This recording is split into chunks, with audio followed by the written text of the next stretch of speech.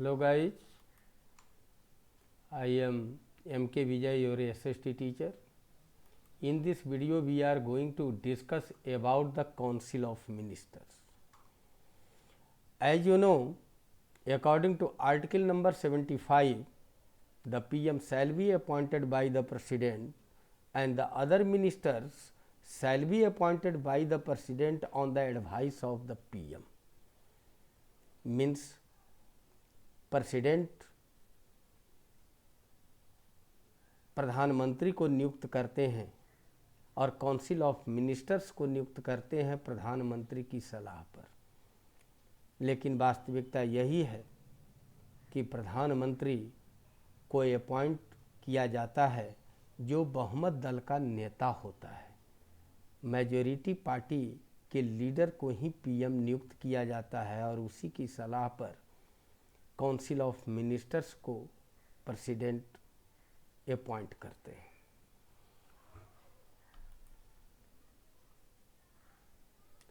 Now, this creation of the president in the appointment of the PM. Actually, PM may be appointed by the president without any restriction.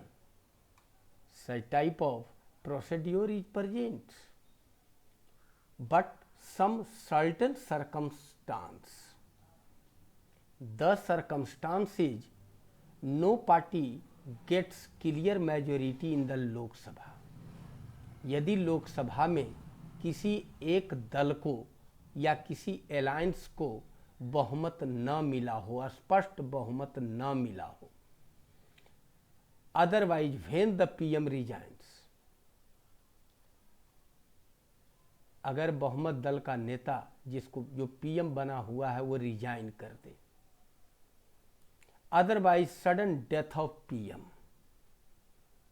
In such position president can appoint PM any one member of parliament if PM is unable to prove his confidence. Just try to consider about at the time of Atal Bihari Vajpayee. Atal Bihari Vajpayee was not leader of majority but appointed by president as the prime minister, and at last prime minister, as a prime minister, Atal Bihari Vajpayee was not able to prove his confidence due to after 13 days Atal Bihari Vajpayee resigned. Then the president appointed Devgowda, but Devgowda was also unable to prove his confidence, and then the YK Gujral was appointed. So some such circumstance is present in which president can use his power, as well as other you can watch when in 1984 after the death of Indira Gandhi, Gyani Jail Singh appointed Rajiv Gandhi as the PM. Without knowing, without any acknowledgement. So such type of circumstance is present when a president can appoint PM. The next, about the cabinet. According to P.V. Piley, the cabinet is a formulator of the national policy. Cabinet जो होती है वह राष्ट्रीय policy का निर्माता होती है। The highest appointing authority, जितना भी अपॉइंटिंग अथॉरिटी है उसका सबसे सर्वोच्च इंस्टीट्यूशन कैबिनेट होती है। And the arbiter of inter departmental disputes और मंत्रियों के बीच जो भी झगड़े होते हैं उसको सुलझाने वाली संस्था होती है। And the supreme organ of coordination in the GOVT. Among the different institutions, if any type of dispute is present, cabinet of minister try to solve it. Always remember, PM is a part of cabinet of minister. यहाँ यह बात ध्यान देने लायक है कि formulator of national policy, highest appointing authority, arbiter of inter departmental disputes and the supreme organ of coordination in the GOVT are being done by the PM. But PM is a part of Council of Ministers, so we can say about the Council of Ministers. PM उसमें शामिल होता है, decision PM का होता है, लेकिन PM is a part of Council of Ministers, so we can say about the Council of Ministers. Now we can say the relation between the Council of Minister and the President.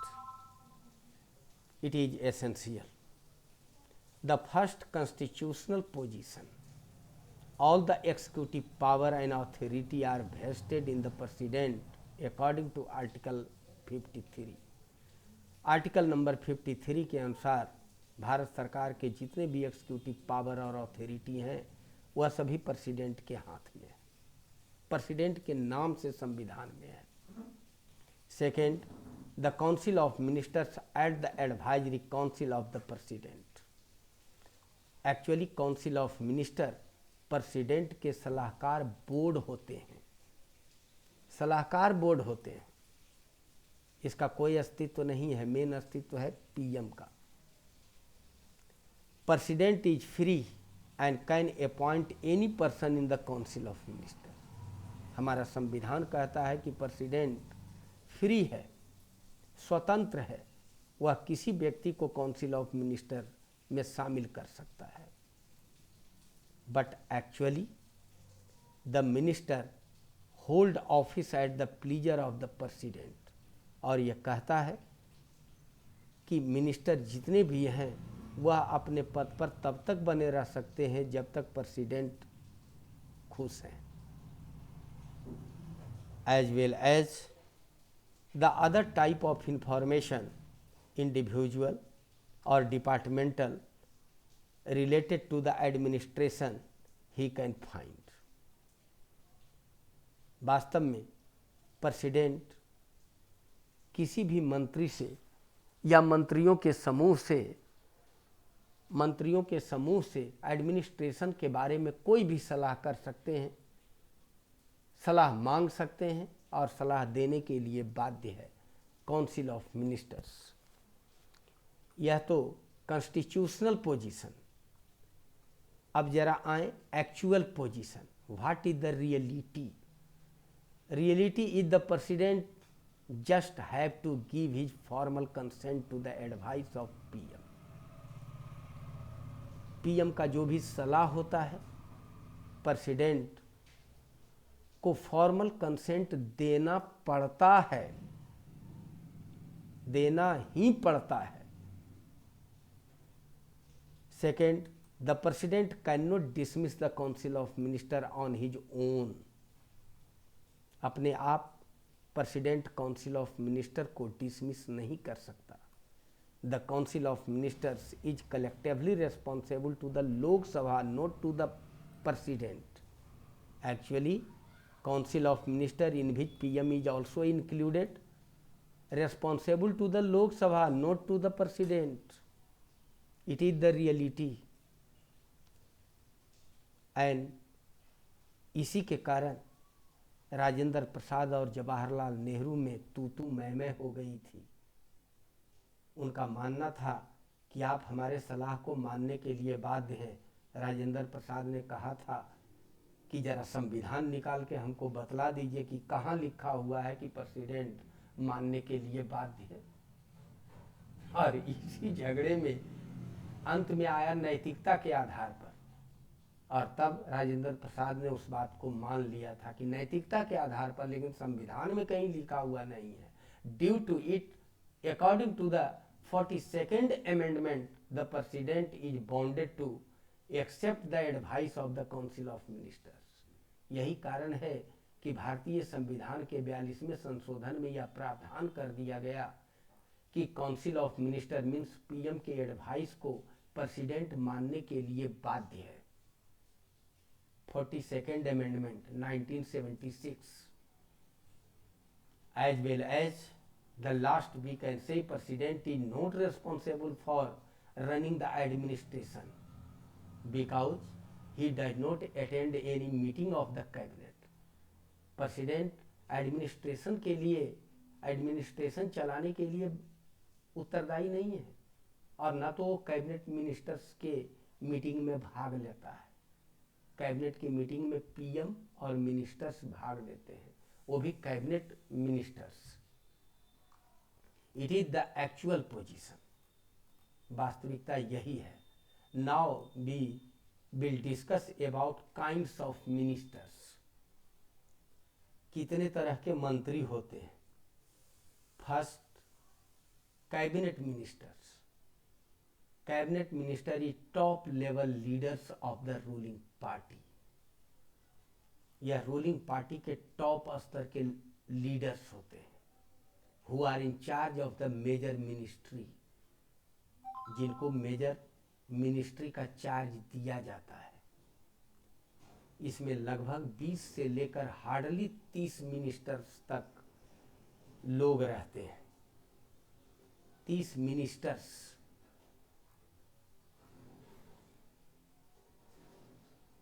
ये cabinet minister कहलाता है। दूसरे तरह के minister, ministers of state with independent charge.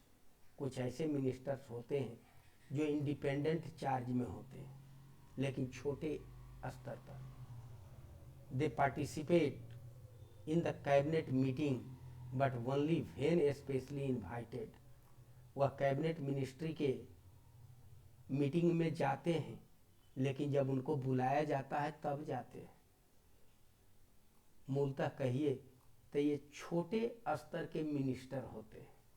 स्वतंत्र प्रभार है, लेकिन अमहत्वपूर्ण मिनिस्ट्री का। And third, minister of states.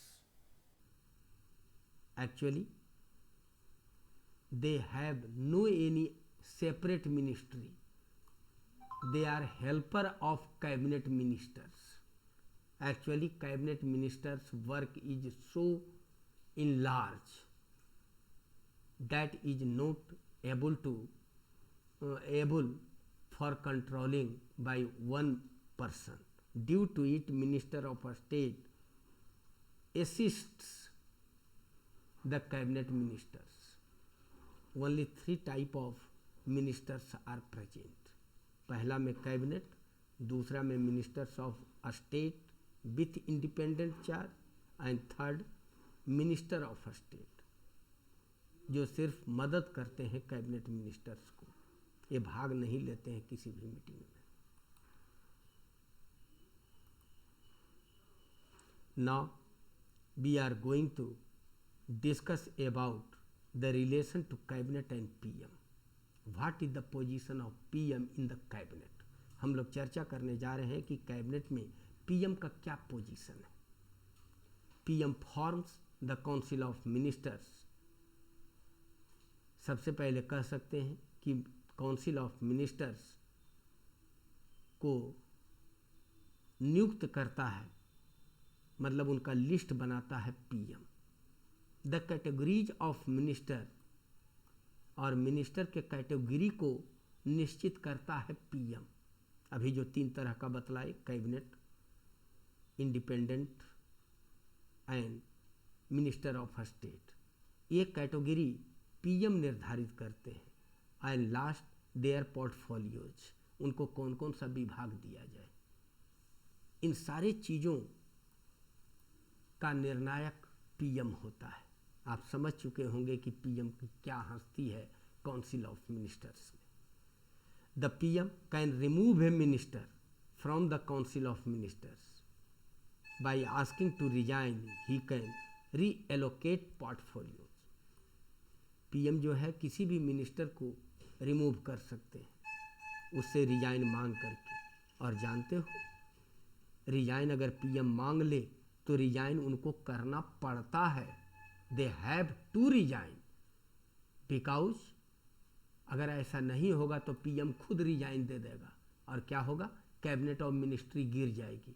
चूंकि पीएम मेजॉरिटी पार्टी का लीडर है इसलिए वो पुनः पीएम बनेगा और अगले बार उस मिनिस्टर को जो रिजाइन नहीं देने के लिए तैयार था उसको मिनिस्ट्री से बाहर कर देगा। इस बात को सारे मिनिस्टर समझते हैं, इसलिए रिजाइन मांगने के बाद सबको रिजाइन दे ही देना पड़ता है इज्जत से, नहीं तो बेइज्जत होकर बाहर निकलेंगे। और रीएलोकेट पोर्टफोलियोज, और जब भी चाहें तो मिनिस्टर के पोर्टफोलियो को फिर से बांट सकते हैं। नहीं, तुम अच्छा नहीं चला रहे हो, तुमको उस डिपार्टमेंट में दे देते हैं, ये दूसरे को दे देंगे। It is power of PM. As well as PM calls the meeting of the council of ministers. PM ही काउंसिल ऑफ मिनिस्टर्स के मीटिंग को बुलाता है और उसे प्रिसीड करता है, उसका अध्यक्षता भी करता है एंड डिसाइड्स द एजेंडा। और अपने रूलिंग पार्टी के एजेंडा को, अपनी सरकार के एजेंडा का निर्धारक भी वही होता है। As well as PM can coordinate the policies. PM जो है वह पॉलिसी को कोऑर्डिनेट करता है, कैसे यह लागू होगा, कैसे यह पास होगा, कैसे यह इम्प्लीमेंट होगा। It is the main responsibility of PM. As well as the working of the different department of the government. कैसे एक डिपार्टमेंट दूसरे डिपार्टमेंट को मदद करेगी, न कि टांग खींचेगी, ये देखना पीएम का काम है। एक मंत्रालय कैसे दूसरे मंत्रालय को मदद करेगी, कैसे कोऑर्डिनेट करेगी, ये देखना पीएम का काम है। Actual we can say PM is the high authority and real master of India. Although the post is not permanent, but under the democracy, PM is all in all of the govt at a time. As well as, in spite of Minister of Foreign Affairs, PM has a significant role in this matter. आपने सुना होगा foreign minister के बारे में। ऐसे तो foreign ministry हमेशा PM अपने पास रखते हैं, लेकिन अगर कोई फॉरेन मिनिस्टर है भी उसके बाद भी पीएम महत्वपूर्ण भूमिका निभाता है फॉरेन पॉलिसी को के निर्धारण में। As well as PM represents India in international conference. जब भी अंतर्राष्ट्रीय कॉन्फ्रेंस होता है तो उसमें पीएम हमारे भारत देश का प्रतिनिधित्व करता है। वो चाहे तो किसी दूसरे मिनिस्टर को भेज सकते हैं, जैसे कि यूएनओ में पीएम ही भारत का प्रतिनिधि माना जाता है। सार्क हुआ, नाम हुआ, इस तरह से कई अंतर्राष्ट्रीय संस्था हैं जिसमें कि भारत रिप्रेजेंट करता है और भारत के तरफ से पीएम रिप्रेजेंट करते हैं, अन्यथा उनके द्वारा भेजा गया कोई दूत। Prime minister acknowledged leader of the nation. Prime minister को उस देश का लीडर माना जाता है, संपूर्ण भारत का, चाहे कोई उसको वोट दिया हो या ना दिया हो। जैसे नरेंद्र मोदी, भले बंगाल उनको कम वोट दिया है, लेकिन बंगाल के राष्ट्रीय लीडर हमारे नरेंद्र मोदी ही हैं। The whole nation looks to him for leadership. प्रधानमंत्री की ही ओर सब देखता है कि इनके लीडरशिप में भारत कितना आगे बढ़ा। Yes, the power of PM is depend on his personality also. Sometimes it is seen The power is present in the hands of PM according to his personality. PM तो कई बने, लेकिन इंदिरा गांधी, नरेंद्र मोदी जो चाहते हैं वही इनकी मिनिस्ट्री करती है। कोई मिनिस्टर या वह ग्रुप में इतनी हिम्मत नहीं होती है कि इनका कोई विरोध करे। इंदिरा गांधी का देखोगे किताब में जो फोटो है वो दूसरा है, एक एक दो सेंटीमीटर का इंदिरा गांधी बनी हुई है, 1.5 इंच का। समझ लो कि एक मिनिस्टर और इंदिरा गांधी में कितना का अंतर है। ठीक यही हाल आज के समय में नरेंद्र मोदी है। नरेंद्र मोदी की बात तो छोड़ दीजिए, बीजेपी में, संपूर्ण देश के अलग अलग पार्टियों में भी कोई ऐसा नेता नहीं है जो नरेंद्र मोदी के बराबर कद का हो अभी। And next, in the period of coalition government, PM can't take decision alone. लेकिन 1919 के दशक के बाद कॉलिशन गवर्नमेंट का युग आया। यही कारण है कि अब PM स्वतंत्र निर्णय नहीं ले पाते हैं, क्योंकि कॉलिशन गवर्नमेंट में कई पार्टियां शामिल होती है और ये सारी पार्टियां मिलकर कोई निर्णय लेती है। फिर भी इसमें personality plays a vital role.